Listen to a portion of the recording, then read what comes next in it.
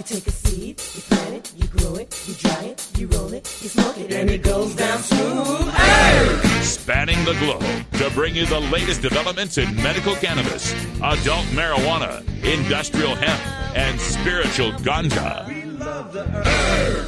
It's time for the Marijuana Agenda with Russ Belville. Now, here's your host, Russ Belville. Good day, tokers and tokettes and non-toking lovers of liberty. It is Thursday, and may the 4th be with you, 2017. It's got to be 420 somewhere in the world. Welcome to the Marijuana Agenda. I'm Russ Belville, and coming up on today's show in the news from MarijuanaMoment.net's Cannabis Headline News, we find that Tom Marino will not be the next drug czar. We'll give you some details why.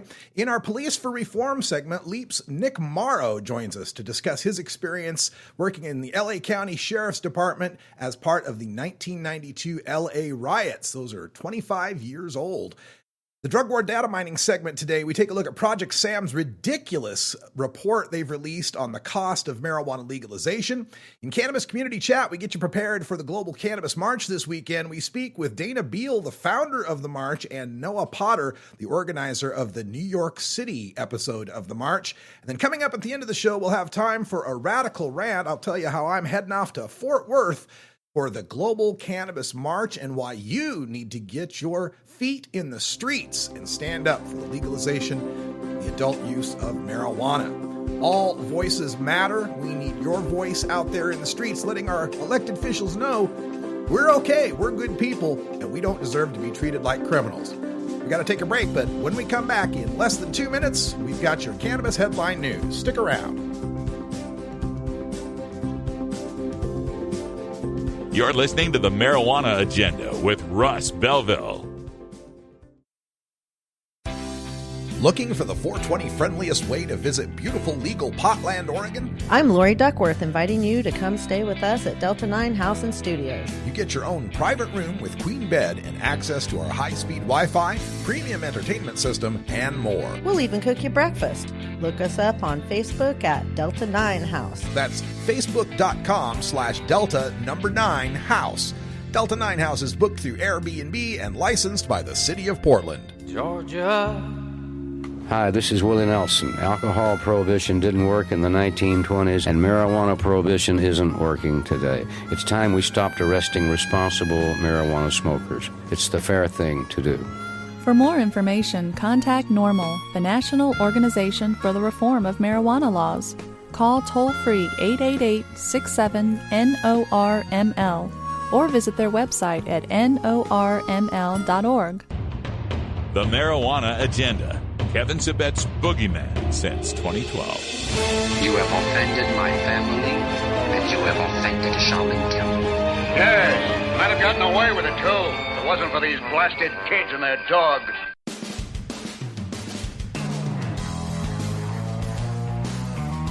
I'm Russ Belville from the Marijuana Agenda. Join me every Friday for the Reefer Rock Review with Herb Thrasher from 420radio.org. Learn more at mjagenda.com/about.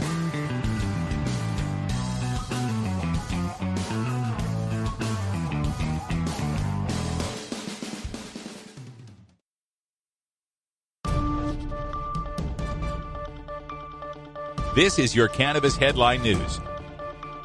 Brought to you by MarijuanaMoment.net, the complete source for all your marijuana news in one morning newsletter from Marijuana Majority Founder Tom Angel. Subscribe today for free at MarijuanaMoment.net.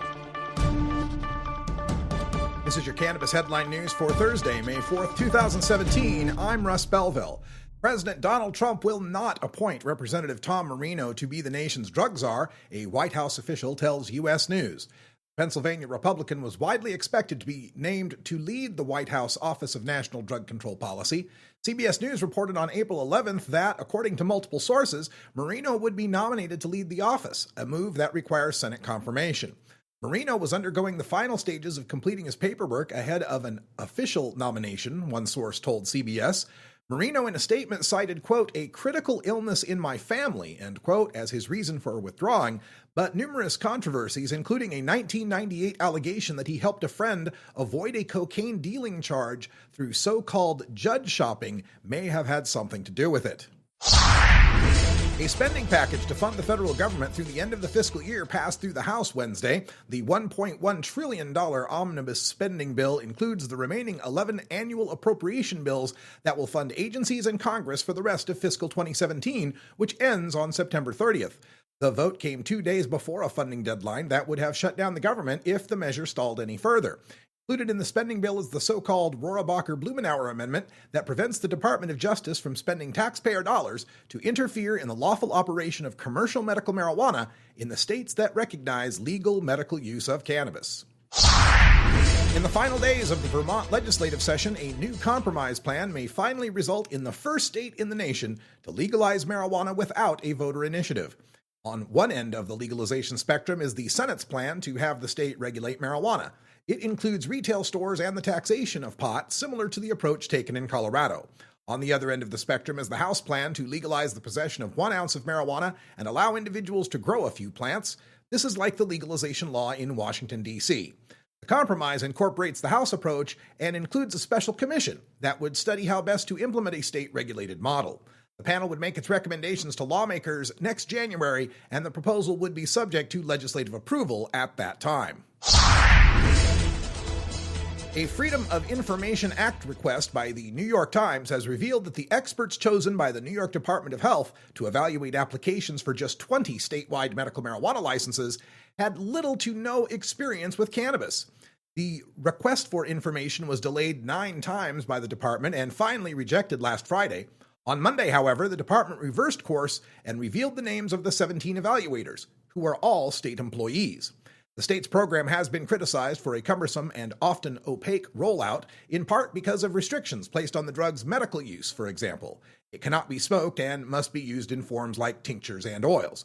Critics have also faulted the state for seemingly opting to create a model from scratch, despite more than 20 other states having medical marijuana programs, an assertion the health department disputes, saying its panel, despite its lack of expertise in the field, drew from other states' experiences. New York City Mayor Bill de Blasio is being called a liar by one of his Democratic rivals after the mayor said at a campaign event last night that among the changes he implemented was, quote, ending arrest for low-level possession of marijuana, end quote. De Blasio made the remark during a candidate forum in Manhattan hosted by the Village Independent Democrats. Robert Ganji, a longtime prison and police reform activist, sent an email to supporters Wednesday morning titled De Blasio's Marijuana Lies and citing New York State statistics showing that during the first 3 months of 2017, NYPD made more than 5,000 arrests for the possession or sale of small amounts of marijuana. In South Africa, the National Director of Public Prosecutions and several other government departments have filed an appeal to the decision by the Western Cape High Court legalizing the personal use and cultivation of dacha, as cannabis is called there. This has been your Cannabis Headline News for Thursday, May 4th, 2017. I'm Russ Belville. Subscribe now to MarijuanaMoment.net, the only daily newsletter you need for cannabis news.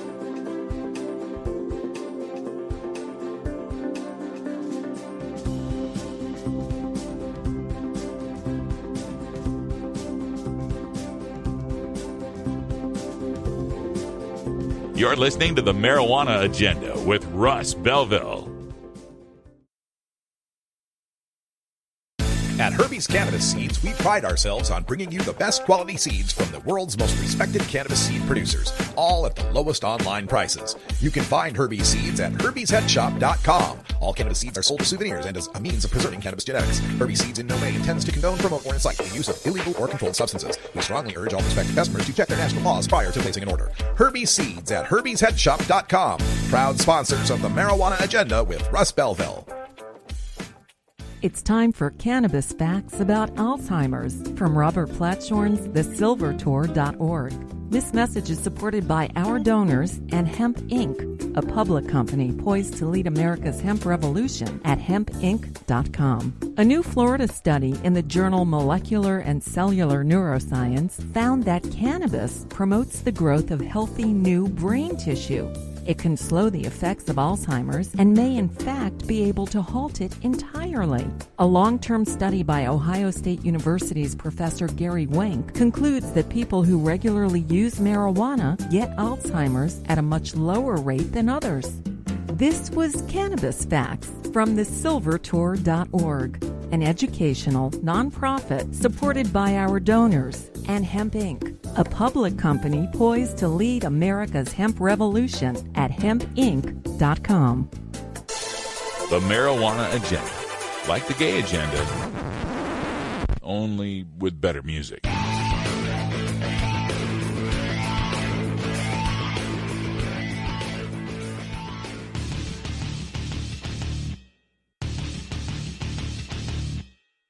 I'm Russ Belville from the Marijuana Agenda. Join me every 4 weeks for Shark Sessions from The Marijuana Show. Learn more at mjagenda.com/about.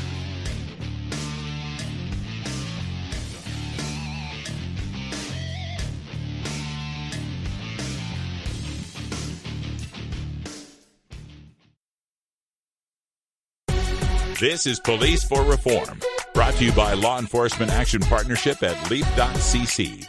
LEAP is a group of law enforcement professionals advocating for criminal justice reforms in the areas of drug prohibition, mass incarceration, asset forfeiture, community policing, and more. LEAP provides qualified speakers across the world to speak with authority on criminal justice issues. We visit with one such speaker now in Police for Reform. Welcome to Police for Reform, the podcast of Law Enforcement Action Partnership. You can learn more at policeforreform.com. I'm Russ Belville, and on this podcast, we'll be visiting with various speakers from Law Enforcement Action Partnership, people who have spent their days in law enforcement through being police officers, being prison guards, being prosecuting attorneys, defense attorneys. All aspects are involved in Law Enforcement Action Partnership. And joining us today, we have former detective and deputy sheriff Nick Morrow from Seal Beach, California. Nick, welcome to the show. Thanks for having me. It's interesting to speak to law enforcement people who have been working in California, being that's been the hotbed of so much activism in marijuana law reform and drug law reform in general. And I was wondering if you could just tell the listeners a little bit about your background. When did you get started in law enforcement? I got hired by the LA County Sheriff's Department in 1983 and worked a variety of assignments there, including custody that, all deputy sheriffs work, LA County deputy sheriffs go through. So I worked a custody assignment, patrol assignments. I worked detective assignments, station narcotics investigator, that type of thing. And then training assignments. I taught at the academy off and on subjects about, drug use, drug trafficking, that kind of thing.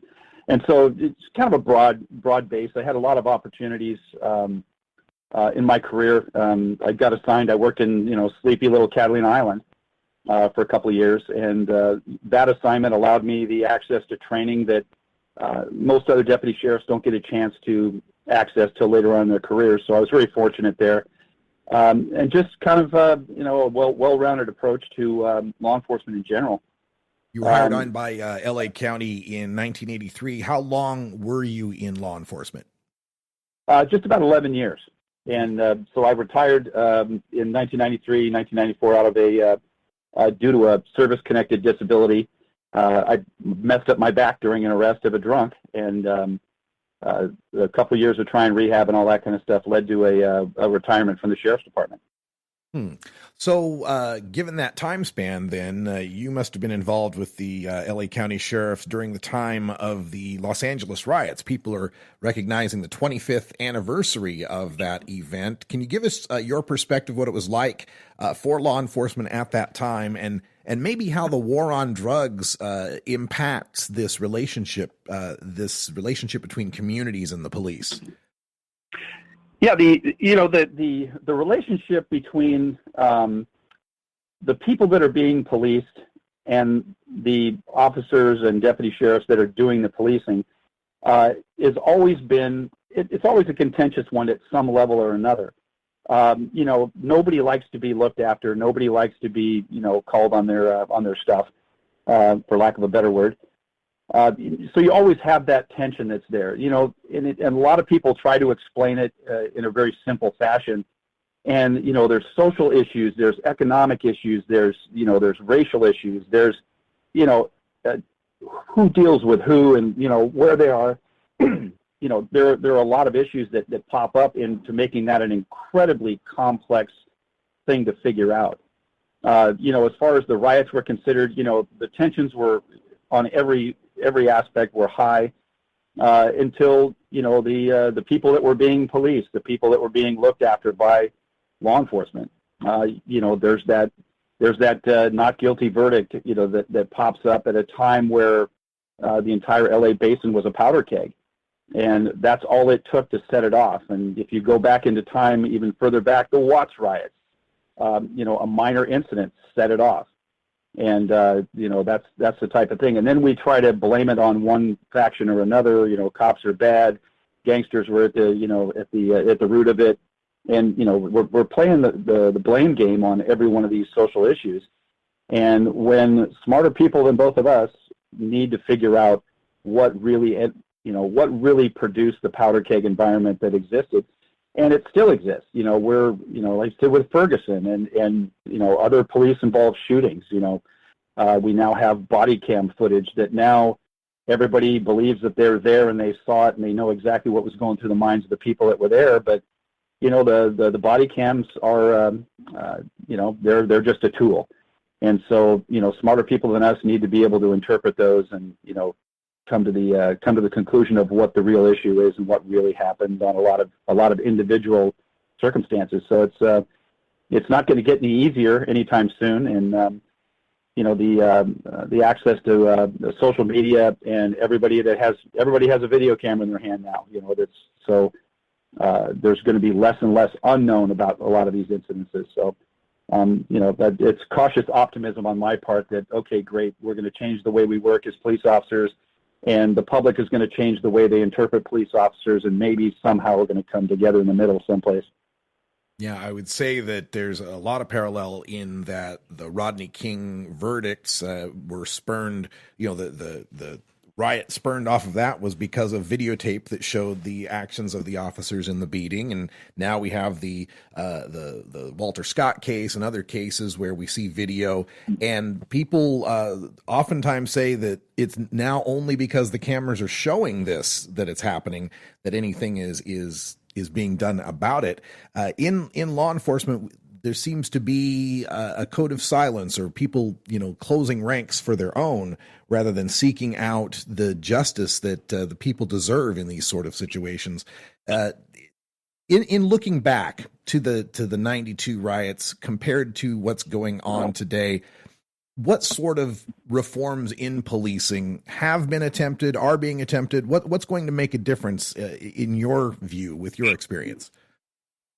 Well, all of this is an evolution. I worked in LA County Jail, the Inmate Reception Center, so I was, involved in a lot of the people going back and forth to court, a lot of the housing issues, a lot of the segregation issues that were in there.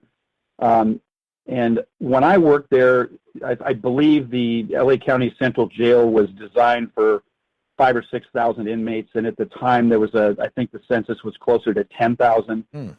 We had people jammed in a small space. We had people sleeping on mattresses and shower rooms and things like that. It was an incredibly violent place.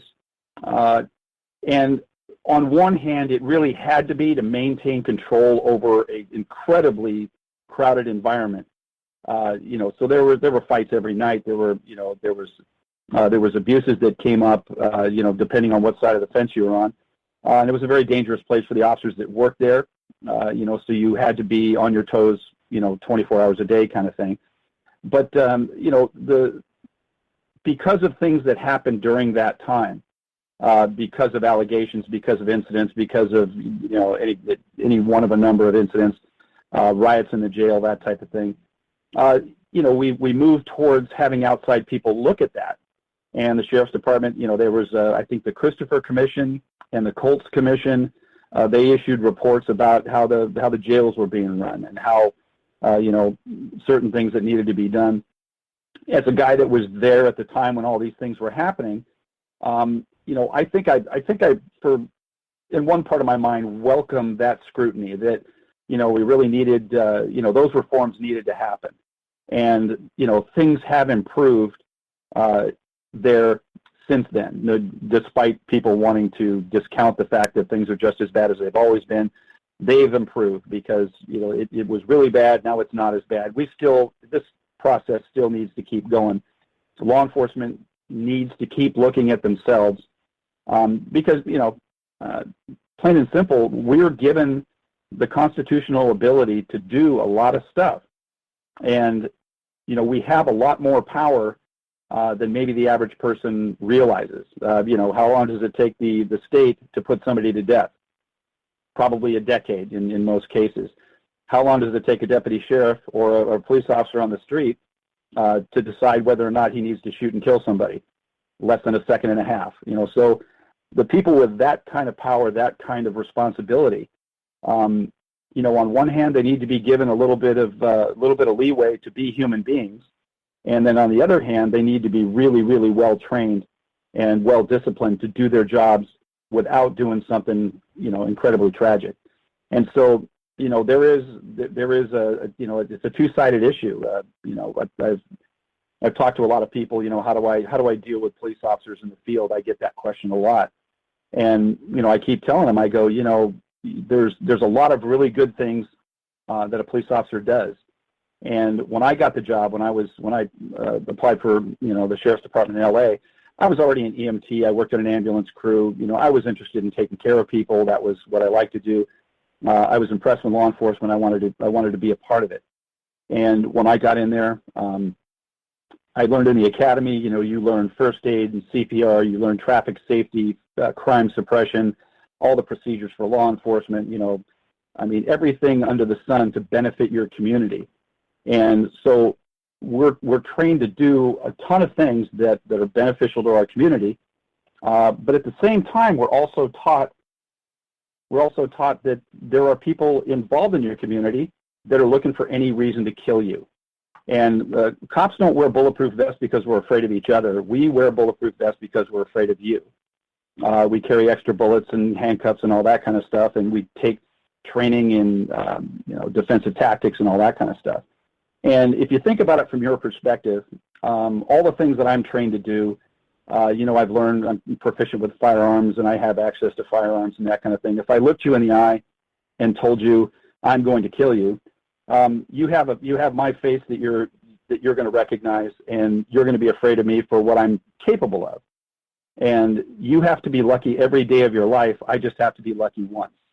And so if you think about it to yourself, how would you change the way that you deal? How would you change your life to deal with a threat like me? And the quick answer is, well, you'd peek outside, you'd look around the corner and all that kind of stuff. So when you put the shoe on the other foot with me, I'm told that there's a portion of my community that doesn't like me, that was given an opportunity will kill me. How do you end up changing your life to deal with that massive threat? So it's, like I said, if you have one person threatening you, you have one person to deal with. In my case, I have 1,000 out there that at any one given time, every car I walk up to might be the car. And so, it's kind of like it's a two-way street. And what I'm getting at is the citizen on the street has to realize what the law enforcement officer is going through and what their responsibilities are. And the law enforcement officer has to realize exactly the opposite. So we're responsible for each other's safety. As a driver on the street, if I get pulled over, it falls on me not to do anything stupid that's going to make that officer panic. And as an officer, I'm not going to allow a person in a car who I don't know, who I've never met before, do something that may or may not result in me getting hurt. And so, the responsibility falls on both of us, and that's just in an individual contact. And then when you start talking about, citywide, countywide, statewide kind of policies, we all are responsible for making it as safe as it possibly can be for law enforcement to do their job, which is vitally important. One of the questions I always ask is, well, okay, if you're not going to call a cop, who are you going to call? Local gang member, meth dealer, who's going to solve your problems for you? And so, I never really get a good answer out of that one. Well, Nick Morrow, we appreciate taking a nuanced look at all of these issues involving policing and the communities, and your experience is definitely useful in that discussion. We appreciate you joining us here on Police for Reform. I appreciate the opportunity. Thanks a lot. This episode was produced as part of the Marijuana Agenda with Russ Belville, the daily news and interview podcast covering the world of medical cannabis, adult marijuana, industrial hemp, and spiritual ganja. Subscribe now for free at mjagenda.com.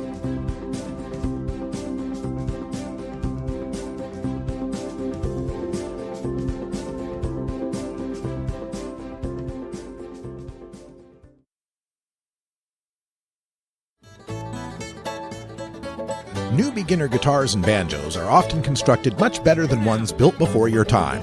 Why struggle? Get a new instrument or fix the old one. The trusted professionals at the Fingerboard Extension will evaluate your instrument for free. Repairs are priced for people who work for a living.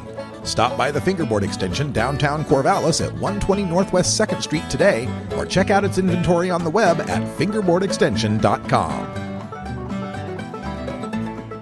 This is Cannabis Facts from Robert Platshorn's thesilvertour.org, supported by our donors and Hemp Inc., poised to lead America's hemp revolution at hempinc.com. In 1937, the second most prescribed medicine, marijuana, was banned. It wasn't about marijuana. The paper, oil, and chemical industries lobbied to end hemp farming. No longer labor-intensive, an acre of hemp produced more quality paper than 4 acres of trees. Plastics and fibers could be produced from a plant. Hemp can even produce 10 times the energy of today's ethanol. As marijuana prohibition ends, many states now allow farmers to again grow hemp. This was Cannabis Facts from thesilvertour.org, an educational nonprofit supported by our donors and Hemp Inc., a public company poised to process America's hemp crop at hempinc.com. The Marijuana Agenda. Kevin Sabet's boogeyman since 2012. You have offended my family, and you have offended Shaman Temple. Yes, might have gotten away with it, too. If it wasn't for these blasted kids and their dogs.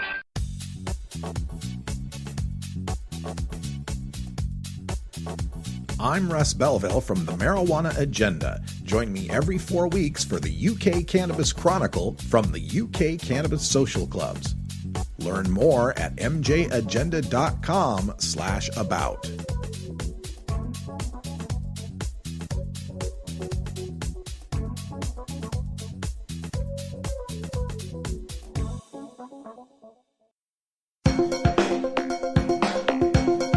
Promoting the end of adult cannabis prohibition is easy because we have facts, science, reason, compassion, evidence, truth, and logic on our side.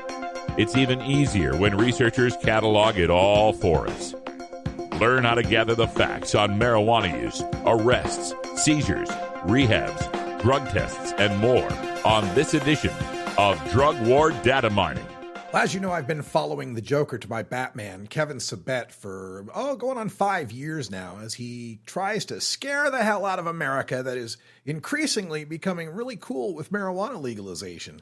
And in the early days of his time with Project Sam, there was a talking point that he used all the time, and it was that for every $1 that alcohol and tobacco bring in taxes, they cost society $10 in social costs. So his point was that if you were to make an equation, then you could say that pot cost, the cost of legal pot, is equal to the tax of legal pot times 1,000%. That was his basic figure there. It cost us 1,000 times more than what we'd make in taxes. Now, you haven't heard him say this very much lately, because Colorado and Washington State in their initial tax returns, revenues, were showing $200 million in tax revenue from marijuana legalization. So the 1 to 10 ratio there means that Kevin Sabet needed to come up with $2 billion in social costs from the use of marijuana in those two states. And he'd be hard-pressed to do that. You've heard me talk about this a few times, and I've always made the joke that, look, I'll give you a push. Show me an equal amount of social cost that has occurred for marijuana legalization. Well, maybe Kevin's been listening to me because he has come up with a new report. This is on the Project Sam website. You can find it if you can stomach it. It's at learnaboutsam.org/costs. And the heading here reads, even a conservative estimate of a few projected economic and social costs of marijuana legalization in one state, Rhode Island, totaled $61.2 million for 2020, exceeding the revenues projected by pro-legalization activists by over 25%. Oh, no. Okay, so first of all, it's Rhode Island, little tiny state, 50 miles wide. So I don't know how well you can extrapolate Rhode Island, which is a mostly urban little tiny state, to how legalization would proceed in any other state. But first of all, let's take it at its face value. Let's suppose that this were all absolutely true. So the figure they give here for the different costs, the projected annual costs, totaled up 119.1% of the revenues that were projected by pro-legalization activists.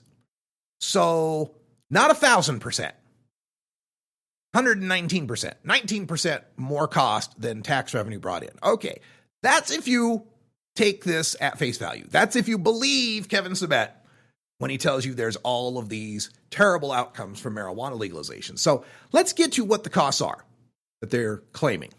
They're claiming there's administrative and enforcement costs totaling $4.6 million, and that would make up 9.5% of the revenue projected by the people wanting to legalize in Rhode Island.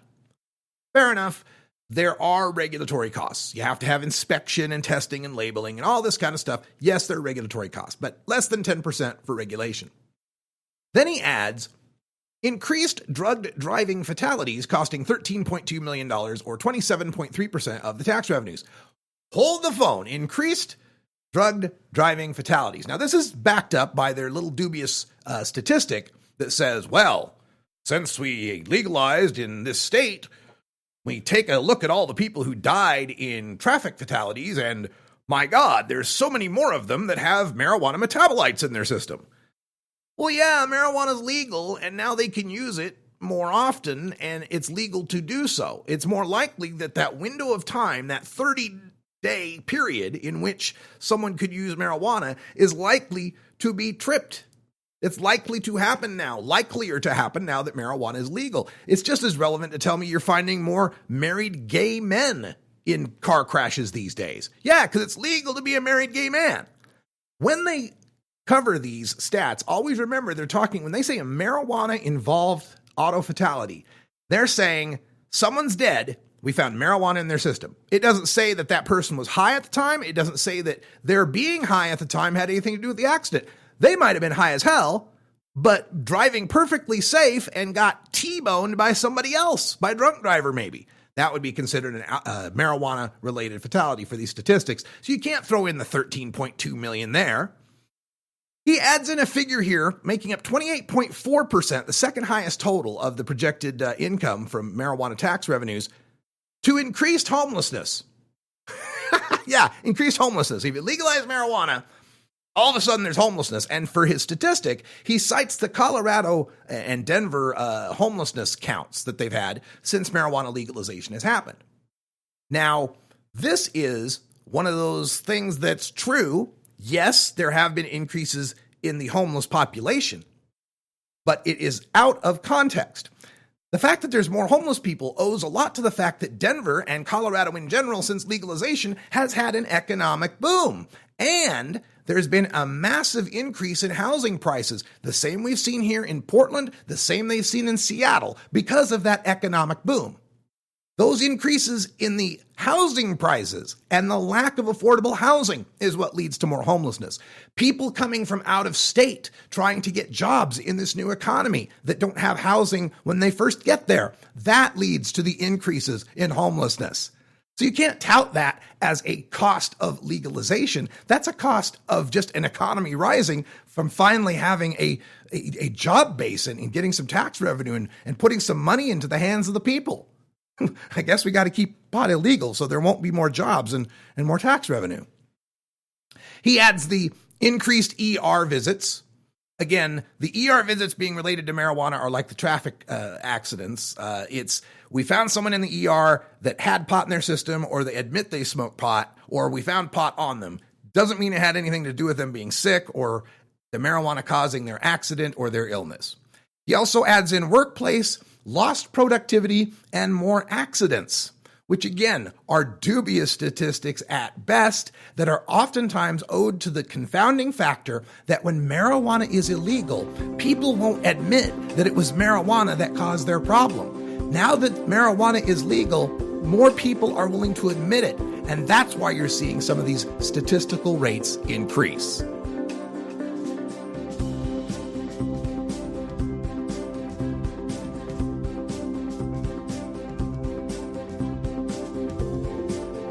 You're listening to the Marijuana Agenda with Russ Belville.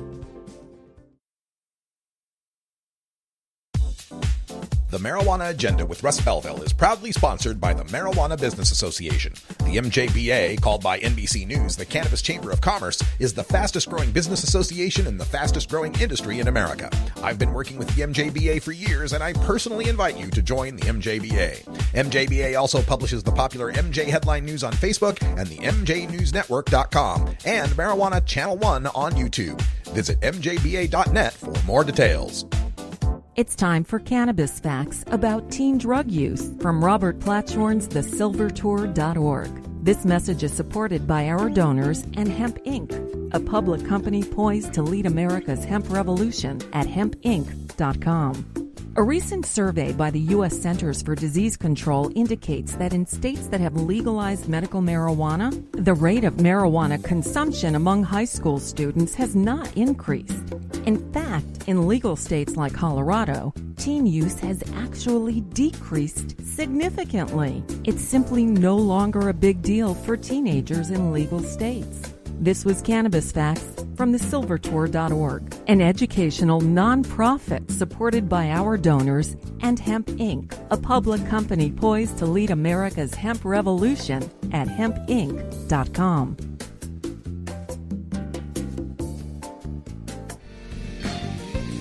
You're listening to the Marijuana Agenda with Russ Belville. It's like I picked the wrong week to quit smoking. Learn more at mjagenda.com.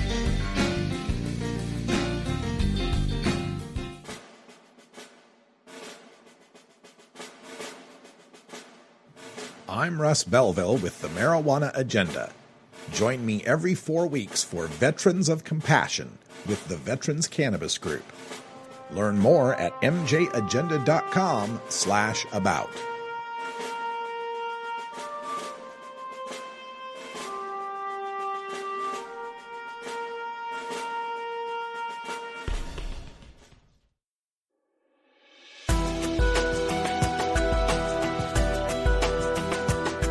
The cannabis community is a diverse set of people from all walks of life, conservative and liberal, black and white, straight and gay, rich and poor, and everyone in between.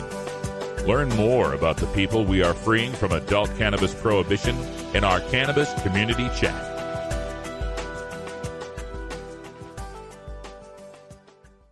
Coming up this weekend is the latest iteration of the Global Cannabis March. This has been taking place for years all around the world. Over 300 cities at some count have been taking part. And of course, one of the biggest cities to be taking part is the Big Apple, New York City. And joining us to discuss this weekend's march is Noah Potter. Noah, welcome to the show. Hi, Russ. Thanks very much for having me. Tell us a little bit about the genesis of this march. How did it come about? Okay. Well, actually, the event, the New York event, goes back to the early '70s.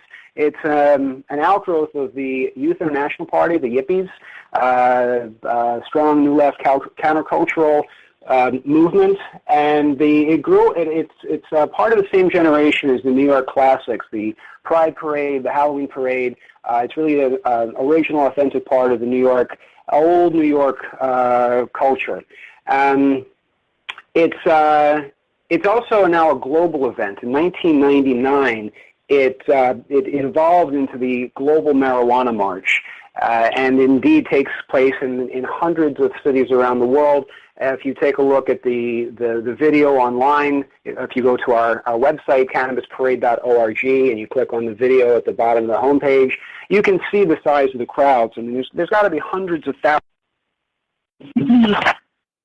thousands of people around the world taking part in this event. For example, in Buenos Aires, in Rio, in Cape Town, numerous European cities. The events in Colombia are huge. And they all grew out of this event, which I like to call our event. We're the founding chapter of the Global Marijuana March. And it actually, you may know a well-known personality, that being Dana Beal, is the founder of this event. He's been involved for decades. Came a point about 2011, which I stepped in to do some general management. He had taken a bit of an extended leave of absence in some correctional facilities in the Midwest, and I had to step in and keep it going, keep the tradition alive. That's of course. Dana Beal's a longtime activist, and we hope to be speaking to him about the event as well. Let's talk about the event itself taking place this Saturday, along with so many other cities around the world. What are the details people need to know about this march coming up? Okay, so there's two parts to the event. It's a parade that proceeds to a public park in which we have a sound stage with speakers and music. So the parade assembly point is West 31st and Broadway. There'll be a small soundstage set up. We're going to have a speak out with political speakers and activists. The parade and that's at 11 a.m. The parade will step off at 12:30 and head down Broadway to Union Square, which is a located park in around 14th Street. There's a lot of things happening there, lots of street traffic. Lots of subway lines come together. It's really a perfect location. The show will begin at 1. We have sound permit until 5. We're going to have musical acts. We're going to have some speakers. I'm very, very, very happy to say that the direction which we've taken the parade has engaged with elected officials. And so this year we have participation from 3 elected officials. We have City Council member Rafael Espinal from Bushwick, who's going to be speaking for the 3rd year. We have the participation of State Assembly Member Richard Godfrey, which is really just overwhelming. Assemblymember Godfrey is the grandfather, or the godfather, as you wish, of cannabis legalization in New York State. He brought about decriminalization in the late 70s in his very first term as Assembly member when he was in his 20s. He's been a champion in pushing the medical statute, and he had a great bill until the governor trashed it in 2014.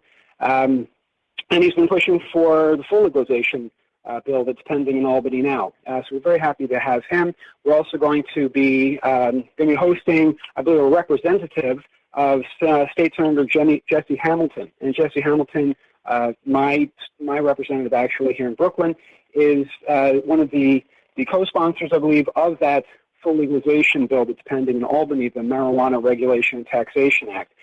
Joined by numerous other activists, Empire State Normal, then veterans groups, and so on. We have a pretty good lineup of speakers. I have a good lineup of music. I believe we may be having some surprise guests, but people are going to have to stay tuned for that on our Facebook page.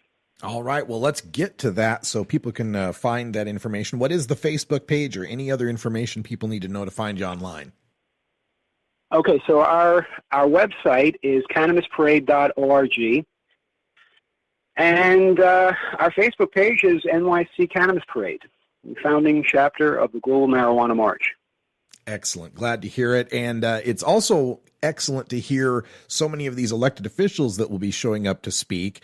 I'm also curious about what is the atmosphere at these marches lately, as far as police presence or intimidation by police, cooperation from police, and do you anticipate any changes now that there's been a kind of a sea change in America?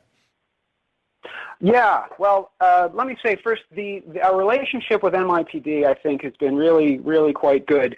At least, when I was involved in the mid '90s for briefly, and then got back in year out in 2011. And there were some really rough patches in the history of the event in the previous years. There were times when there were really many arrests. I mean, I've heard is up into the three figures.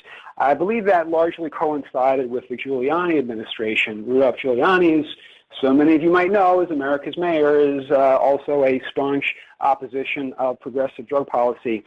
There have been actually no arrests, to my knowledge, for at least the past 3 years. There was an arrest in 2013, I believe, which was conducted by a undercover narcotics officer entrapping someone into purchasing and then promptly arresting that person. And I was told, and this is like, double hearsay, that one of the commanding officers actually apologized to one of our MCs, saying that nobody had told him that the narcotics squad was sending somebody.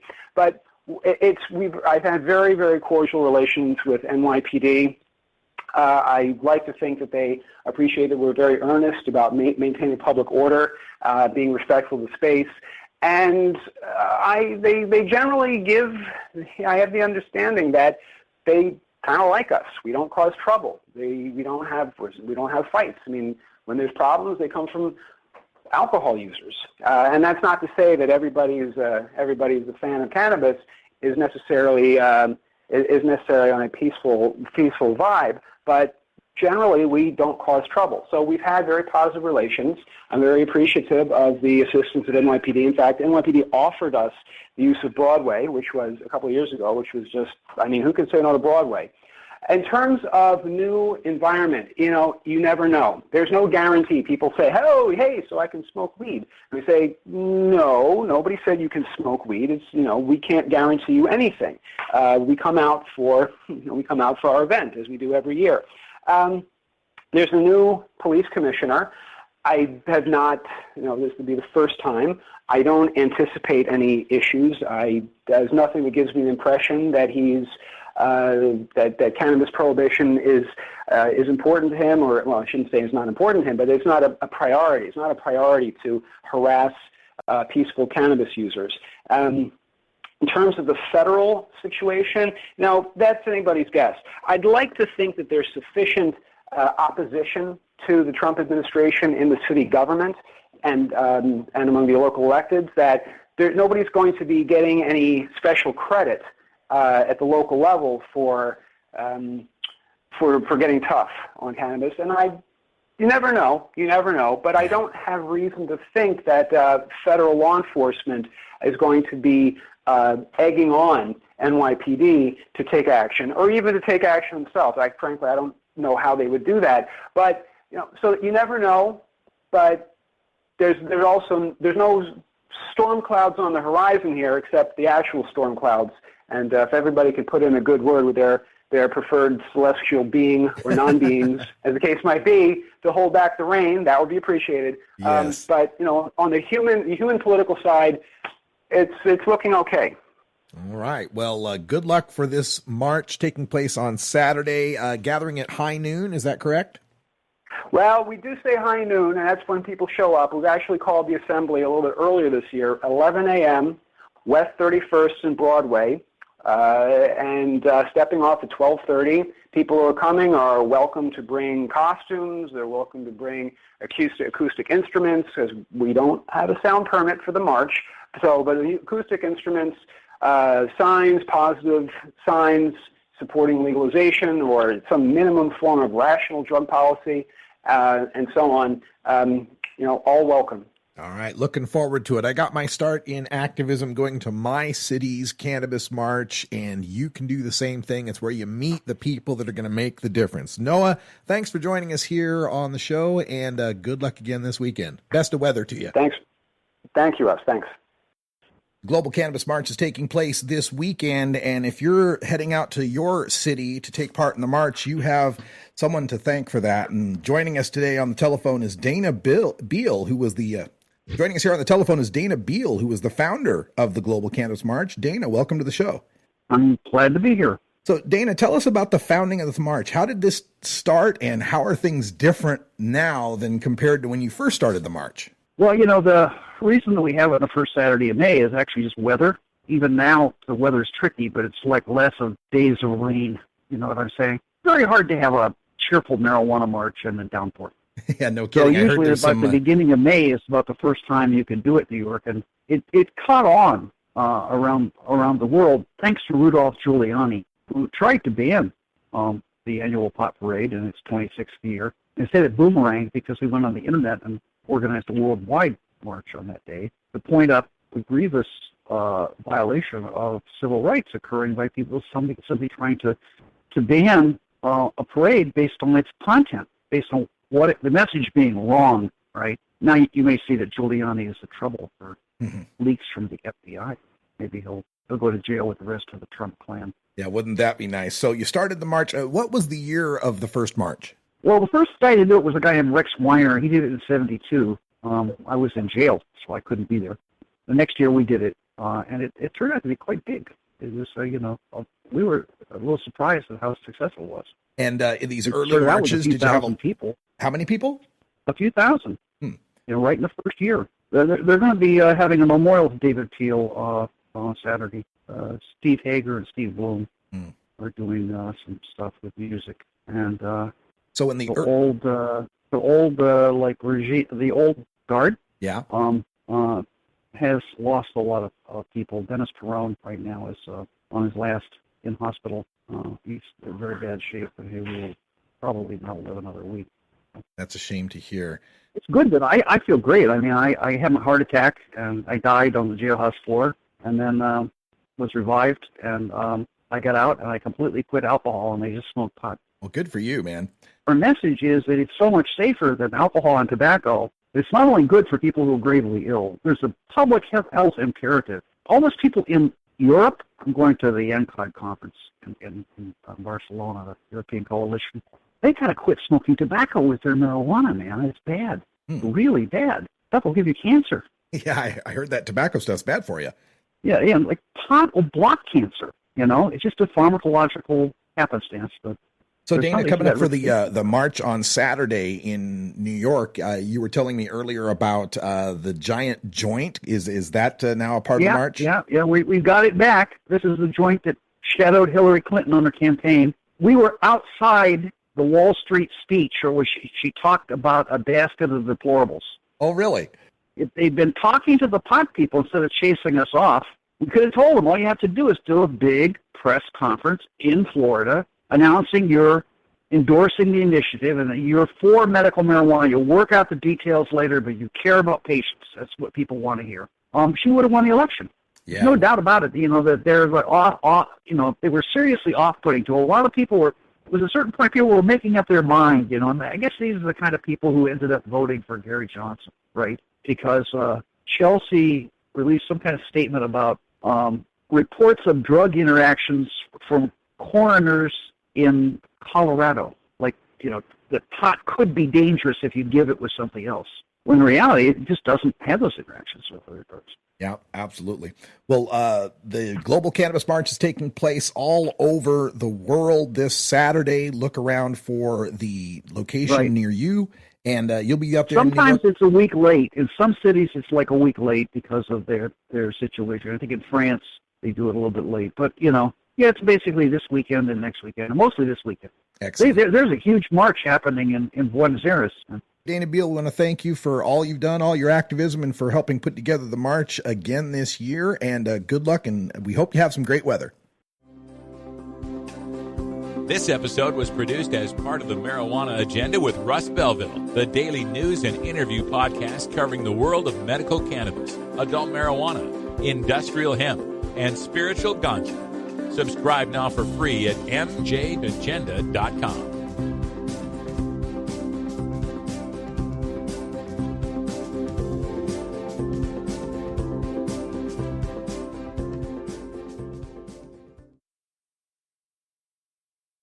Hey everybody, it's Russ Belville from the Marijuana Agenda, inviting you to be like me and get your ink done at Lucky Horseshoe Tattoo, Fort Worth's most female-friendly, clean, sterile, awesome tattoo shop. Thomas and his crew are true artists who can design you a custom piece or use a design you bring in. Lucky Horseshoe also offers all styles of tattooing as well as piercings and all-around fun. In the DFW area, stop by Lucky Horseshoe Tattoo and tell them Radical Russ sent you. Trust me, it'll feel awesome. Hey, this is Willie Nelson for Normal. And I smoke pot and I like it a lot. I learned a long time ago that marijuana is a lot safer than alcohol. There's nothing wrong with the responsible use of marijuana by adults. It's time we stopped arresting and started respecting those who smoke marijuana responsibly. To learn what you can do to help, contact Normal at norml.org or call toll-free 888-67-NORMAL.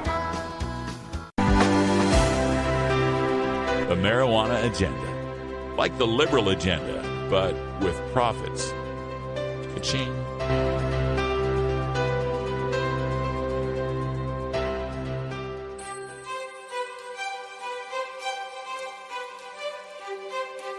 I'm Russ Belville from the Marijuana Agenda. Join me every 2 weeks for the voice of the industry from the National Cannabis Industry Association. Learn more at mjagenda.com/about.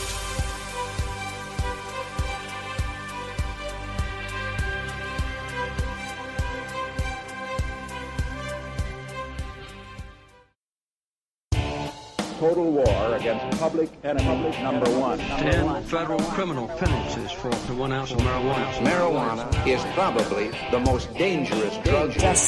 Legalization is just another word for surrender. I experimented with marijuana and didn't inhale. This is not medicine. This is a Cheech and Chong show. Encourage people to use less drugs. I am ill. That was the point. I think it would be a mistake to legalize. Negative reports coming out of Colorado.